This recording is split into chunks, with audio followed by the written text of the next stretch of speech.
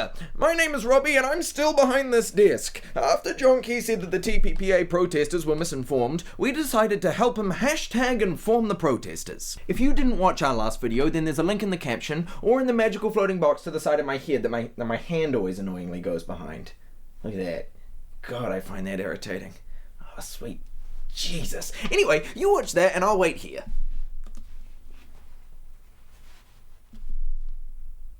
Okay, so trade is good, and that's what makes trade deals important. When countries make other types of deals, there are almost no consequences. Like in Kyoto, where Canada agreed to cut their emissions by 6% from 1990 levels by 2012. And then they didn't. They just walked off, and apparently that was fine. It's the same with the International Labour Organization. People break their rules all the time, and all the ILO can do is write very stern letters.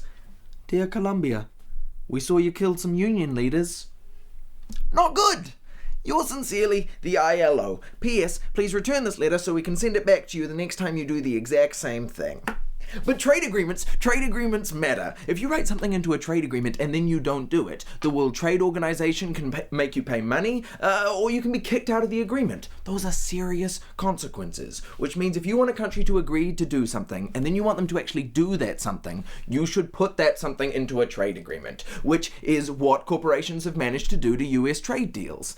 It's like a game of buckaroo. You know that game where you see how much stuff you can put on a donkey until it's sick of your shit? Well, that's what lobbyists are doing to US trade agreements. Slowly adding extra requirements to see at what point other countries will spasm wildly and refuse the deal. But mostly, countries accept the deal because despite all the horrible things the lobbyists have added, the economic benefits outweigh the terrible things you've agreed to do. Which, incidentally, is also what it says in the Scout offices at MediaWorks, but that's beside the point. Let's look at some examples of US trade deals. In the 1990s, the OECD tried to make a multilateral agreement on investment, and America was like, oh my god, this is so great. And the other countries were like, does this bit say that companies can sue countries? And America was like, trade.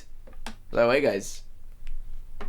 Pretty good, but nobody wanted to sign. In 2004, Australia and America signed the Australia-United States Free Trade Agreement, the AUSTRA. America gave Australia a tiny amount of access to their beef and dairy markets, which ANZ described as disappointing, and in return, all Australia had to do was increase a bunch of patents by 20 years and restructure their entire healthcare system so that medicine was more expensive. Good haggling, Australia. Basically, a handful of lobbyists managed to make Ausfita more unpleasant than making love to an array, and that's the collective noun for hedgehog, so that's pretty unpleasant. You might be wondering how lobbyists managed to have this much influence over American trade deals. Well, it probably doesn't help that the first thing many United States trade representative officials do, after trying very hard not to be influenced by lobbyists, is become lobbyists. In fact, the American who led the Ausfita negotiations now works for a medical device manufacturer, and his aide now works for a pharmaceutical company that benefits from Australians having to pay more for their health care. So at least the system works. And that brings us to the Trans-Pacific Partnership Agreement. Also known as the No China Club, the TPP is a trade deal being negotiated by 12 countries, including Japan, the US, and New Zealand. Now, Tim Grosser is still trying to sell the TPP by talking about why trade is good in general, which is sort of beside the point. We know it's good in general, Tim. So is sex. But that doesn't mean you say yes every time it's offered to you. But Obama has a different argument. If we don't write the rules, China will write the rules out in that region. But that doesn't really make sense either. If we don't think America's rules are good enough, why would we say yes to China's? Pointing to another guy in the bar and telling us how bad he is at sex doesn't mean we have to have sex with you, America. We're perfectly happy going home to masturbate. We're New Zealanders.